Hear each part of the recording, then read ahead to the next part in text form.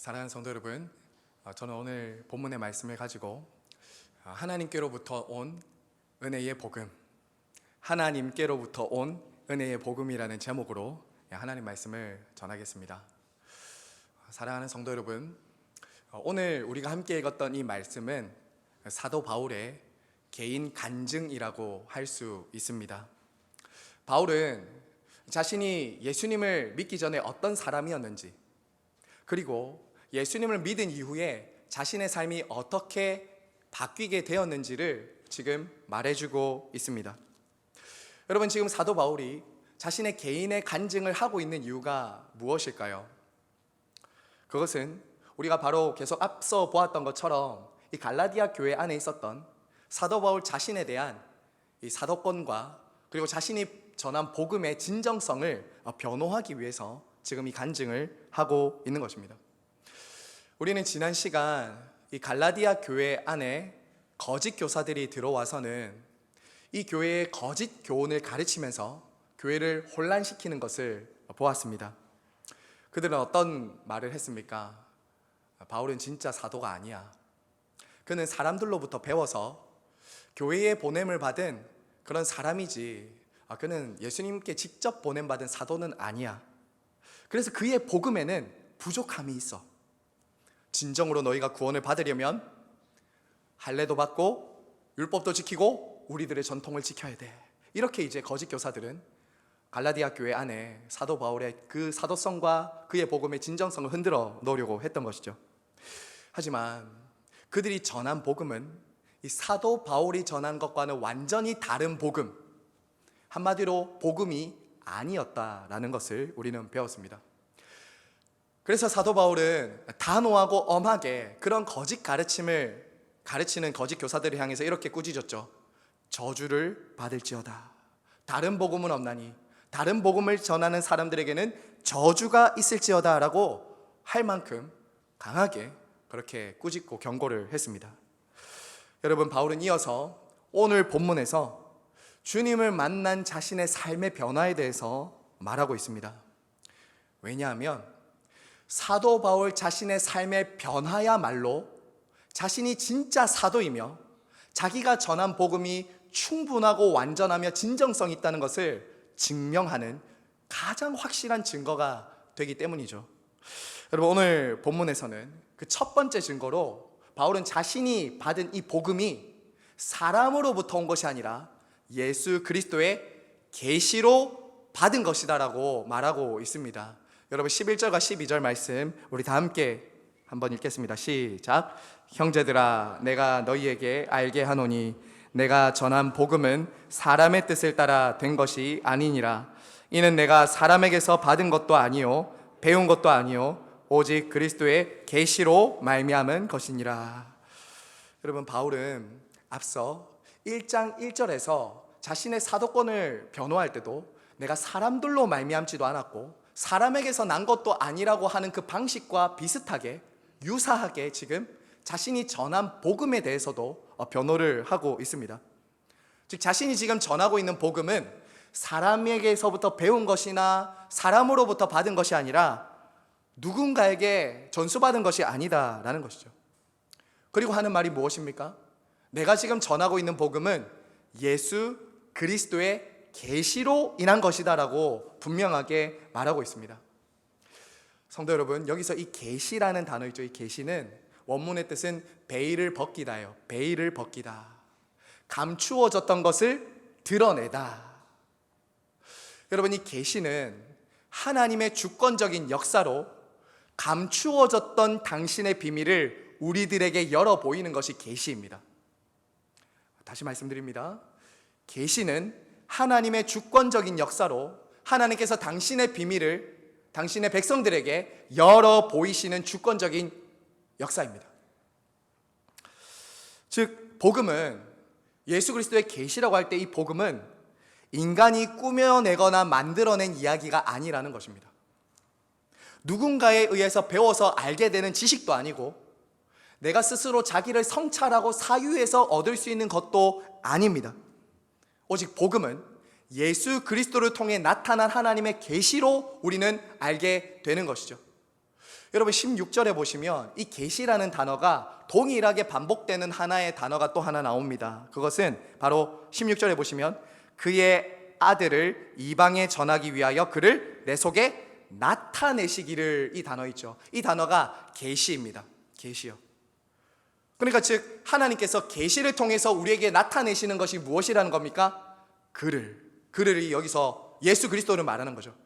그러니까 하나님의 계시는 우리에게 무엇을 통해서 나타나는가? 바로 예수 그리스도를 통해서 나타난다는 것이죠. 성도 여러분, 사실 사도 바울은 그 당시 시대에 최고의 지성인이었어요. 최고의 지성인이었습니다.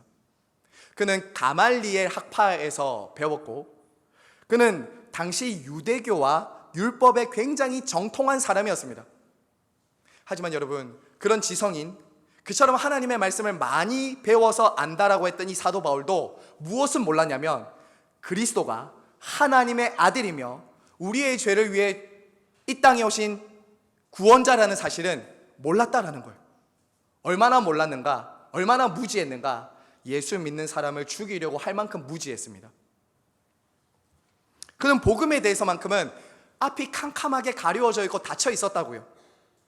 그랬던 그가 예수 그리스도의 계시로 인해서 예수님을 믿고 복음을 알게 된 것입니다. 그 사건이 사도행전 9장에 우리가 잘 나타난 그 사건을 통해서 알 수 있죠. 당시 사도 바울은 살기가 등등해서 교회를 핍박하고 예수 믿는 사람들을 잡기 위해서 다메섹으로 가던 중이었습니다. 그런데 바로 그 길에 부활하신 예수님을 만나게 됩니다. 그때 사도 바울은 자신이 그동안 가지고 있었던 종교적인 신념, 율법의 체계를 완전히 내려놓을 만큼 충격적인 경험을 하게 되죠. 그동안 자신이 붙잡고 있었던 그 종교적인 신념과 체계를 완전히 산산이 부서지는 그런 경험을 하게 됩니다. 그리고 어떻게 됩니까?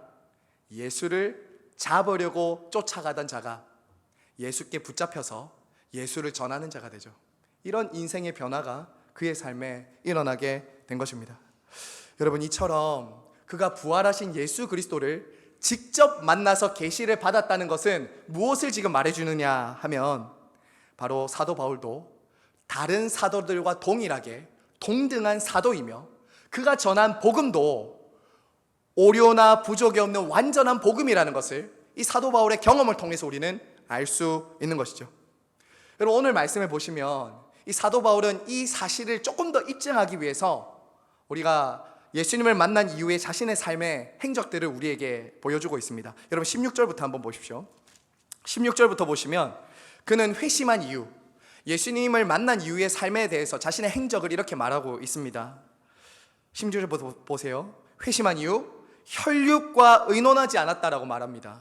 그리고 사도들을 만나러 예루살렘에도 올라가지 않고 바로 어디로 가냐면 아라비아로 갔다가 다메섹으로 돌아갑니다. 그리고 우리가 사도행전을 보면 알 수 있듯이 그는 다메섹에서도 복음을 전하는 이런 일을 하게 되죠. 그리고 3년이 지나서야 어디로 가냐? 예루살렘으로 올라가서 이제 사도들을 만납니다. 근데 이때도 베드로와 그리고 야고보 외에는 만나지 못했고 그 짧은 시간 동안 복음을 전수하거나 배우지 않았다는 것을 지금 사도 바울은 증언을 하고 있는 것입니다. 사랑하는 성도 여러분, 이러한 확실한 증언, 그의 사도 바울의 그 인생의 행적과 궤적을 보아서도 분명하게 지금 자신은 증거하는 겁니다. 나는 사람들로부터 배워서 복음을 안 게 아니라 그리스도로부터 확실하게 받은 사람이다라는 것을 말해주고 있는 것이죠. 주 안에서 사랑하는 성도 여러분, 그런데 말입니다, 하나님의 계시를 받기 전에 이 사도 바울의 모습이 바로 저와 여러분의 모습이었다는 것 알고 계십니까? 어쩌면 지금도 이런 모습 가운데 계실 수 있는 분도 우리 가운데 있을 수도 있습니다. 하나님의 계시가 임하기 전까지는 우리는 하나님의 복음을 수용할 수 없을 만큼 다른 진리 체계에 함몰되어서 살았던 사람들이라는 것이죠. 자기 신념, 자기 가치, 자기 생각과 욕심에 딱 사로잡혀서 그것에 온전히 자신의 시간과 모든 것을 쏟아부으면서 살았던 사람들이 바로 우리들이었다라는 것입니다. 비록 바울처럼 교회를 핍박하거나 예수님을 믿는 사람들을 잡아 죽이는 그런 잘못은 하지 않았다 할지라도 저와 여러분도 모든 시간, 모든 물질, 모든 열정과 에너지를 자기가 중요하게 여기는 그 가치, 신념 거기에 다 쏟아부으면서 살아왔던 것이죠. 그리고 그렇게 살면서 우리도 보이지 않는 하나님에 대해서, 예수 그리스도를 통한 구원에 대해서, 믿음으로 구원을 받는다라는 이 모든 것에 대해서는 도무지 받아들일 수 없는 닫혀진 마음 가운데 살았다라는 것이죠. 내가 지옥에 떨어져 마땅한 죄인이라는 것은 도저히 절대로 수용할 수 없을 만큼 강팍하고 자기 의로 똘똘 뭉쳐진 사람이 바로 우리들이었다라는 것입니다. 누가 나의 신념에 반하거나 손해를 끼치면 금세 살기등등한 모습으로 변했습니다. 여러분, 성경은 그처럼 하나님의 계시와 개입 없이는 도저히 복음을 받아들일 수 없는 저와 여러분의 그런 상태를 가리켜서 이렇게 말합니다. 허물과 죄로 죽어 있었다. 본질상 진노의 자녀였다. 이렇게 말을 하는 것이죠. 주 안에서 사랑하는 성도 여러분, 하나님께서는 그런 소망 없는 인생들을 구원하기 위해서 하나님의 하나밖에 없는 아들 예수 그리스도를 통해 우리에게 당신을 계시하셨습니다. 당신을 드러내 보이셨다고요. 여러분, 그래서 기독교는 계시의 종교입니다. 기독교는 계시의 종교예요. 이 세상의 종교처럼 소위 내가 노력하고 깨닫고 득도하는 종교가 아니라고요. 나의 노력, 수행, 고행, 노력으로 복음을 깨달을 수 있는 사람은 이 세상에 아무도 없다라는 것입니다. 죄인은 그 누구도 하나님을, 예수 그리스도를 알 수 없기 때문에 하나님은 아들을 통해서, 예수 그리스도를 통해서 우리에게 당신을 열어 보이시고 구원하기로 작정을 하신 것이죠. 사랑하는 여러분, 그래서 저와 여러분의 구원이 어디에 철저하게 달려 있는가? 바로 하나님의 주권과 하나님의 은혜에 달려 있는 것이죠. 물론 여러분, 지금도 저와 여러분이 구원받기 위해서 하나님으로부터 직접 계시를 받아야 구원을 받을 수 있는 것은 아닙니다. 누구도 사도 바울처럼 갑자기 부활하신 예수님이 만나서 직통 계시라는 것을 통해서 우리가 구원받는 것은 아닙니다. 이미 우리는 하나님으로부터 특별 계시를 받았습니다. 무엇이죠? 성경입니다. 하나님은 우리에게 이 특별 계시인 성경을 통해서 우리를 구원할 당신의 계시를 충분히 드러내고 계십니다. 그러므로 저와 여러분에게 이제 필요한 것은 무엇인지 아십니까? 바로 새로운 계시가 아니라 이 하나님의 특별 계시를 깨달을 수 있는 성령의 조명이 필요한 것이죠. 성령이 우리를 조명해 주시고 우리가 이 진리를 깨닫고 믿을 수 있도록 해주시는 그 은혜가 말씀을 듣고 읽고 있는 저와 여러분에게 필요한 것이죠. 성령님은 지금도 말씀을 읽고 듣는 저와 여러분의 지성을 여십니다. 그리고 우리의 마음을 여세요. 십자가에 죽으신 예수 그리스도와 부활하신 그분이 나를 위한 것이었다는 것이 깨달아지고 믿어지게 하시는 것이 누가 하시는 것인가? 바로 성령님의 역사다라는 것이죠. 그러므로 여러분, 우리는 매일 성경을 읽을 때, 그리고 지금 설교를 들을 때 자기 자신과 옆에 있는 성도들을 위해서 기도해야 됩니다. 하나님 아버지, 성령을 통해 진리를 깨닫고 믿게 해 주시옵소서.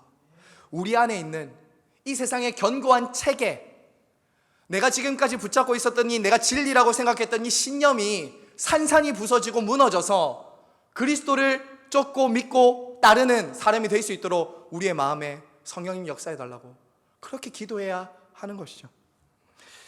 사도 바울은 이런 기도의 중요성에 대해서 본을 보여주면서 에베소서 1장에서 이렇게 기도하고 있습니다. 우리 성경 말씀을 한번 보시기 바랍니다. 에베소서 1장 17절에서 19절입니다. 이러한 기도를 잘 보여줍니다. 함께 읽겠습니다. 시작. 우리 주 예수 그리스도의 하나님 영광의 아버지께서 하나님을 알게 하시고 너희 마음의 눈을 밝히사 그의 부르심의 소망이 무엇이며 성도 안에서 그 기업의 영광의 풍성함이 무엇이며 그의 힘에 믿는 우리에게 베푸신 능력에 지극히 크심이 어떠한 것을 너희로 알게 하시기를 구하노라. 아멘. 사랑하는 성도 여러분, 저와 여러분은, 그리고 우리 각자는 각자 다양한 시기에 다양한 방법으로 예수님을 믿고 만나게 되었을 것입니다. 물론 아직 예수님을 믿지 못하고 계신 분들도 있을 수 있습니다. 어떤 분은 사도 바울처럼 극적으로 예수님을 만나고 주님께 돌아오는 사람이 있을 수 있습니다. 어떤 사람은 서서히 예수님을 알아가고 믿음을 키워가시는 분도 계실 수도 있습니다. 하지만 우리가 어떤 방식, 어떤 시기로 예수님을 만났던지 간에 공통점이 하나 있습니다. 그것은 우리 중 누구도 스스로 예수 그리스도의 복음을 믿고 깨달을 수 있었던 것이 아니라 예수 그리스도를 통해 나타난 하나님의 계시를 통해, 그리고 성령의 조명과 은혜를 통해서 저와 여러분은 모두가 다 예수님을 주님으로 믿고 알아가게 되고 주님을 따라가는 제자가 되었다라는 것이죠. 그러므로 지금 저와 여러분이 예수님을 알고 믿고 예배하고 그분을 섬기게 된 것은 철저하게 저와 여러분의 지혜나 노력이나 깨달음이 아니라 하나님의 은혜라는 것을 믿으시기를 바랍니다. 우리가 이 자리에 믿음으로 서 있다는 것 자체가 하나님의 놀라운 은혜의 증거입니다. 놀라운 은혜의 증거예요. 여러분이 어떻게 여기 앉아 있을 수 있었겠습니까? 저와 여러분이. 그것이 바로 은혜의 증거다라는 것이죠. 자, 여러분, 이어서요, 사도 바울은 자신의 삶에 일어난 너무나도 중요한 한 가지 변화된 사건을 말해주고 있습니다. 여러분 13절과 14절 한번 보십시오. 13절 14절 같이 읽습니다. 시작. 내가 이전에 유대교에 있을 때 행한 일을 너희가 들었거니와 하나님의 교회를 심히 박해하고 멸하며 내가 내 동족 중 여러 영갑자보다 유대교를 지나치게 믿어 내 조상의 전통에 열심히 있었으나. 여러분, 바울은 먼저 예수님을 믿기 전에 자기가 어떤 삶을 살았는지를 지금 말해주고 있습니다. 그는 유대교에서 태어나서 8일 만에 할례를 받았습니다. 그리고 자기를 소개하기를 항상 히브리인 중에 히브리인이며 율법의 의로는 흠이 없고 당시 종교적으로는 가장 엄격했던 바리새파 사람이라고 자기를 소개하고 자랑하기를 좋아했던 사람이 사도 바울이었습니다. 스스로 율법을 다 지켜서 나는 흠이 없다라고 자부할 만큼 굉장히 율법을 지켰던 사람이고요. 그 율법 외에도 자신의 조상들의 정통까지도 열성적으로 믿었던, 오늘 말씀에 나온 것처럼 자기 동족들의 영갑자 그 누구보다도 앞서갔던, 둘째가라면 서러울 만큼 앞서갔던 사람이 바로 사도 바울이었다라는 것이죠. 여러분, 그리고 당시 사도 바울은 열심만 있었던 게 아닙니다. 그는 굉장히 폭력적이었고 과격했고 성급했습니다.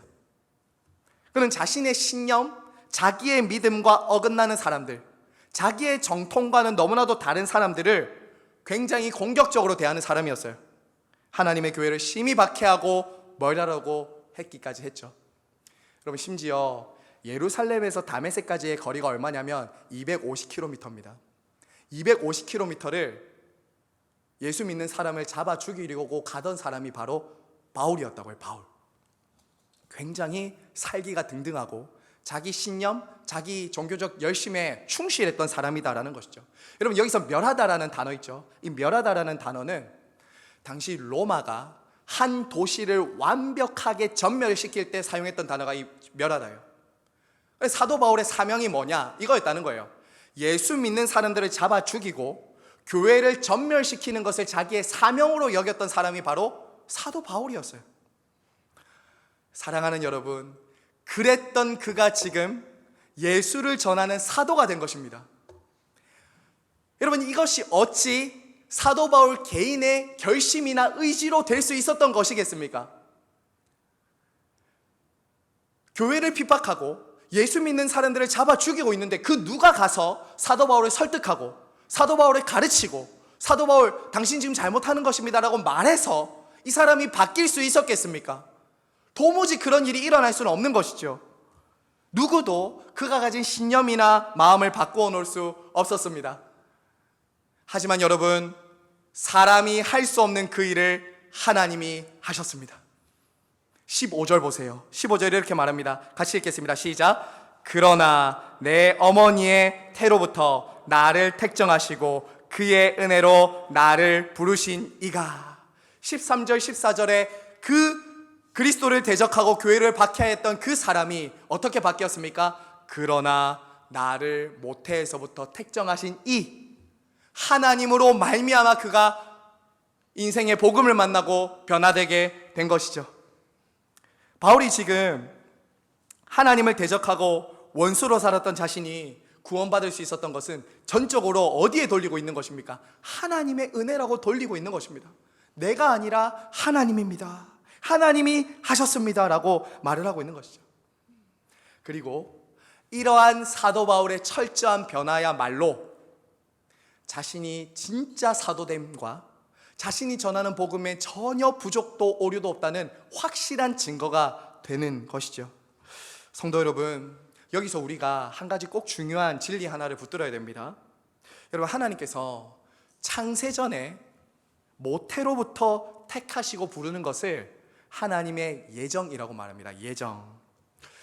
우리가 웨스트민스터 신앙고백서 때 이 예정을 배워서 알듯이 이 예정은 하나님께서 영원 전에 죄인들 가운데 구원할 자들을 하나님께서 주권적으로 선택하신다는 겁니다. 이게 예정이에요.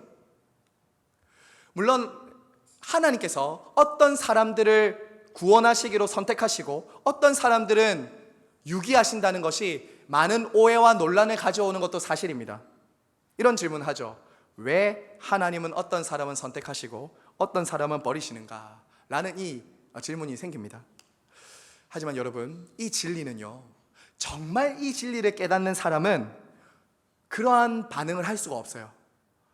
이 하나님의 예정을 제대로 아는 사람은 그것이 얼마나 놀라운 은혜라는 것을 깨달을 수밖에 없기 때문이에요. 여러분, 예정은 이런 것입니다. 우리 안에 구원받을 만한 어떤 자격과 조건과 공로가 없고 우리의 구원은 오직 하나님의 주권과 은혜에 달려 있다는 거예요. 이걸 보여주는 것이 예정입니다. 즉 하나님께서 저와 여러분을 구원하시고 택하시고 부르실 때는 우리 안에 있는 어떤 가능성이나 선행이나 다른 사람들과의 차이를 본 것이 아닙니다. 저와 여러분 안에는 구원받을 수 있는 어떠한 자격과 조건과 이유가 없었다고요. 왜 그렇습니까? 만약 하나님께서 구원하기 위해서 자격과 조건을 따진다면 저와 여러분 중에 하나님의 자격과 조건을 다 갖춰서 만족할 수 있는 사람이 있을까요? 없을까요? 없는 것입니다.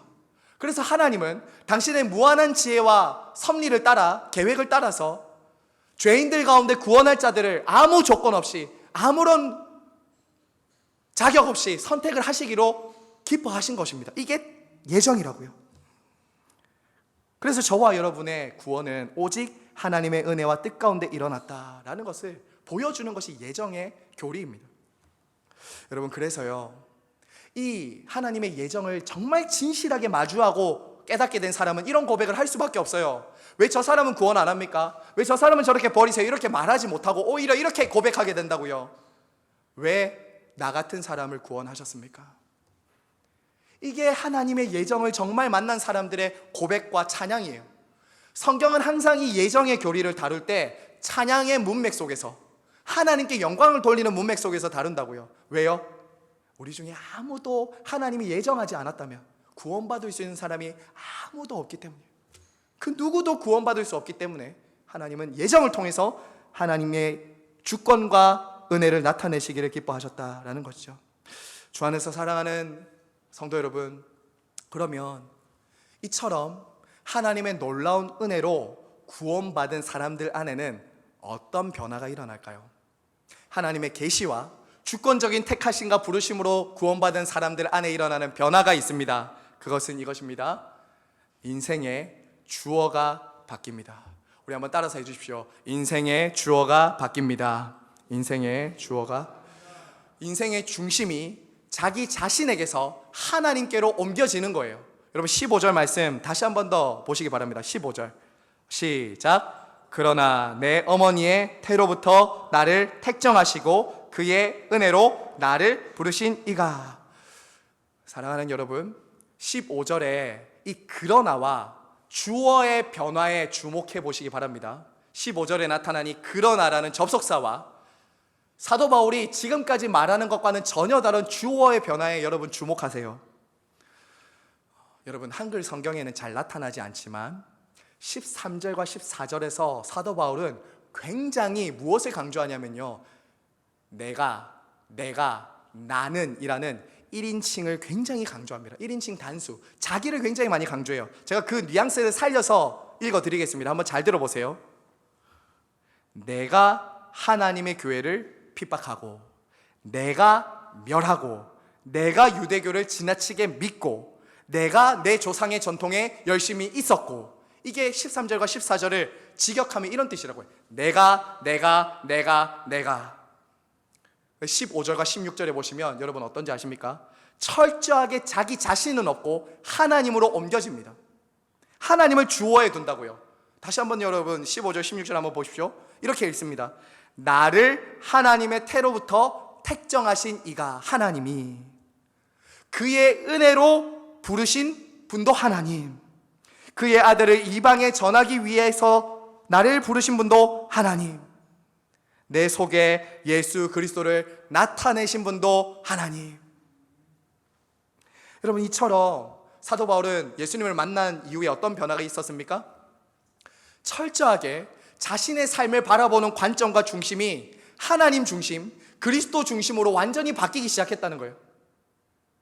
자기 자신의 삶을 내가 하면서 살았던 그 자신의 삶을 이제는 하나님 중심, 그리스도 중심으로 해석하고 발견하기 시작했다라는 것이 사도 바울의 인생이다라는 것이에요. 주 안에서 사랑하는 시냇가의 시문교회 성도 여러분, 이것은 결코 사도 바울만의 특별한 고백과 경험이 아닙니다. 성도가 어떤 사람들입니까? 나는 예수님을 믿습니다라는 것이 무엇으로 도대체 드러납니까? 그것은 저와 여러분의 인생의 중심이, 인생의 주어가 내가 아니라 하나님으로 옮겨지는 이 중심의 변화에 있다는 것, 여러분 믿으시기를 바랍니다. 여러분에게는 이 15절에 그러나의 사건이 있으십니까? 정말 묻고 싶습니다. 여기 있는 사랑하는 청년들, 여기 있는 사랑하는 우리 자녀 여러분, 여러분의 삶에는 정말 이 15절에 이 중심의 변화, 주어에 바뀌는 이 그러나의 사건이 여러분에게 정말 있습니까? 그리스도의 은혜의 복음을 만난 적이 정말 있으십니까? 이제 내가 내 인생의 주인이 아니라 내가 하는 삶이 아니라 하나님이, 그리스도가 했다는 것을 여러분 지금 말하고 증명하고 계십니까? 사랑하는 여러분, 예수님을 믿는다는 것은 하나의 종교를 가지는 게 아니에요. 나는 예수님을 믿습니다, 나는 예수님을 만났습니다라는 진정한 변화, 그 사람의 증거는 인생의 주어가 바뀌는 거예요. 회심은 인생의 주어가 나에서 하나님으로 옮겨지는 것이 회심이라고요. 그런데 참 안타깝게도요, 교회를 다니면서도 오랫동안 신앙생활 하면서도 이 중심의 변화, 이 주어가 바뀌지 않고 신앙생활 하시는 분들도 참 많이 있다는 것입니다. 여전히 자기 중심적인 신앙생활을 벗어나지 못해요. 바울이 회심하기 전에 여전히 자기 노력, 자기의, 자기 열심으로 신앙생활을 하려고 했던 것처럼 오늘날에도 여전히 교회를 다니지만 자기 노력, 자기 자랑, 자기의, 자기 열심을 뛰어넘지 못하는 사람들이 너무나도 많아요. 그래서 그 사람들이 하는 얘기를 들어보면 이런 얘기잖아요. 그분들이 하는 얘기는 어떤 얘기입니까? 자기 자랑, 자식 자랑, 세상 자랑을 넘어서지 못하는 거예요. 그처럼 자기 자신이 신앙생활의 중심이 되고 주도권을 여전히 자기 자신에게 두고 있으면 불행할 수밖에 없는 것입니다. 불행할 수밖에 없는 거예요. 신앙생활 하면서도 겉으로는 간증이라고 말하면서도 하나님 중심, 그리스도 중심의 삶의 어떤 내용과 변화와 자랑은 없고 여전히 자기 자랑, 자식 자랑, 세상 자랑밖에 할 수 없는 그런 신앙생활을 할 수밖에 없는 것이죠. 주 안에서 사랑하는 성도 여러분, 꼭 기억하시기를 바랍니다. 정말 하나님의 은혜를 만난 사람은, 저는 이렇게 정의하고 싶어요. 하나님의 은혜를 정말 만난 사람은 자기 자신에 대해서 할 말이 없는 사람들입니다. 저와 여러분 안에는 할 말이 없는 사람들이라고요. 더 이상 내가라고 말할 수가 없는 것이죠. 나 같은 사람을, 나 같은 죄인을 택하시고 부르신 하나님, 그렇게 넘어지고 실패하고 좌절하고 또 죄짓고 넘어지는 나를 끝까지 추적해서 붙드시는 하나님, 그 하나님밖에 말할 것이 없다고요. 그 은혜 앞에서 도대체 어떻게 내가 더 드러날 수 있겠습니까? 하나님 은혜 앞에서 자기는 아무것도 아니라는 것을 알게 되는 것이죠. 성도는 여전히 자기 자신을 드러내고 싶다가도 결국 나 같은 죄인 살리신 그 은혜 놀라워, 그 은혜 고마워 라고 하면서 하나님밖에 말할 것이 없다는 것을 우리는 잊지 말아야 합니다. 그러므로 사랑하는 성도 여러분, 정말 저와 여러분의 삶에 이 사도 바울이 말하고 있는 이 그러나, 이 15절의 그러나의 이 변화와 사건이 있기를 간절히 바라고 소망합니다. 하나님이 나 같은 자를 택하시고 부르셨다는 이 믿음, 이 고백, 이 간증이 저와 여러분에게 있어야 돼요. 하나님 중심, 그리스도 중심으로 자기의 삶을 바라보고 해석하고 드러내는 이 삶이 여러분에게 나타나야 된다고요. 아직 저와 여러분의 삶에 혹시 여러분 가운데서 이러한 변화와 고백이 없는 분들이 계시다면, 혹시 여러분의 가족 중에서, 이웃 중에서 여전히 이런 고백 없이 살고 있던 분들이 있다면, 하나님께서 내가에서 주님으로 바뀌는 이 놀라운 은혜와 회심의 변화를 주시기를 간절히 바라고 소망합니다. 성도 여러분, 말씀을 맺겠습니다. 누구도 생각하지 못했던 이 사도 바울의 회심과 변화, 예수 믿는 사람들을 잡아 죽이려고 했던 사람이 예수 믿는 복음을 전하는 이 놀라운 변화는 많은 사람들에게 큰 충격을 주었습니다. 여러분, 하나님 얼마나 대단한 분입니까? 사도 바울을 보면서 사도 바울이 우리는 대단하다고 하지만 사실은 사도 바울보다 대단한 분은 누구십니까? 그를 변화시킨 하나님이죠. 그래서 오늘 본문 마지막에 뭐라고 합니까? 24절 끝으로 한번 읽겠습니다. 24절입니다. 시작. 나로 말미암아 하나님께 영광을 돌리니라. 나로 말미암아 누구에게 영광 돌리냐? 하나님께 영광을 돌린다고요. 여러분, 이 말씀은요, 저와 여러분에게 큰 소망과 위로를 줍니다. 자, 끝으로 이 말씀을 좀 적용하고 말씀을 맺습니다. 여러분, 이 말씀은 우리에게 큰 위로와 소망을 줘요. 여러분, 그 누구도 단정하거나 포기해서는 안 됩니다. 그 누구도 저 사람은 안 될 거야 라고 말하면서 여러분이 단정하고 포기해서는 안 돼요. 성경의 사도 바울의 삶을 보십시오. 가장 예수 믿기 힘든 사람의 표본이라고 할 수 있는 사도 바울을 우리 앞에 제시하고 있다고요. 가장 예수 믿기 힘든 사람 아니었을까요? 종교적이었고 예수 믿던 사람을 핍박하는 이 사람이 그러나 예수 믿는 사람이 되고 예수의 제자가 되어서 복음 전하는 사람이 됐다고요. 그런데 그 누가 제외될 수 있겠습니까? 그 누가 예수님을 믿고 변화되지 않을 수 있겠습니까? 그러므로 우리는 그 누구도 저 사람은 안 될 거야라고 하고 제외하고 판단하고 정죄해서는 안 되는 것이죠. 여러분, 이제 저와 여러분에게 필요한 것은 이것입니다. 날마다 이 복음을 붙잡고 성령님의 역사를 믿음으로 복음을 붙잡고 전하며 살아가는 것입니다. 최근 한 청년이 제게 이런 고백을 하는 것을 들었습니다. 목사님, 저는 참 자주 넘어지고 실패한 사람이었습니다. 그런데 신기하게도 그때마다 하나님께서 저를 붙들어 주셔서 점점 변화되어 가는 것 같습니다. 이런 얘기를 하는 거예요. 여러분, 그렇습니다. 사도 바울에게도 부끄러운 과거, 실패, 예수님을 핍박했던 그런 잘못된 과거가 있었어요. 저와 여러분에게도 죄와 실패와 부끄러움과 연약한 부분이 있습니다. 하지만 더 중요한 게 무엇입니까? 그런 우리에게 하나님의 은혜가 임한다는 것입니다. 그런 우리를 하나님은 변화시킬 수 있는 능력과 복음을 주셨다라는 것이죠. 하나님은 우리의 약함과 실패와 죄악까지도 당신의 도구로, 복음을 전하는 통로로 사용할 수 있다는 것을 믿으시기를 바랍니다. 바울의 삶이 그 증거예요. 그리고 부끄럽지만 이 앞에서 말씀 전하고 있는 저의 삶도 그 증거 중에 하나입니다. 삼위 하나님께서 저와 여러분의 삶이 그처럼 하나님의 은혜, 오직 그리스도, 오직 믿음, 오직 은혜를 드러낼 수 있는 그런 통로가 되게 해주시기를, 그래서 하나님께 오직 영광 돌리는 주님의 도구가 되게 해주시기를 성부와 성자와 성령의 이름으로 축원을 드립니다. 아멘. 이 시간 함께 찬양하고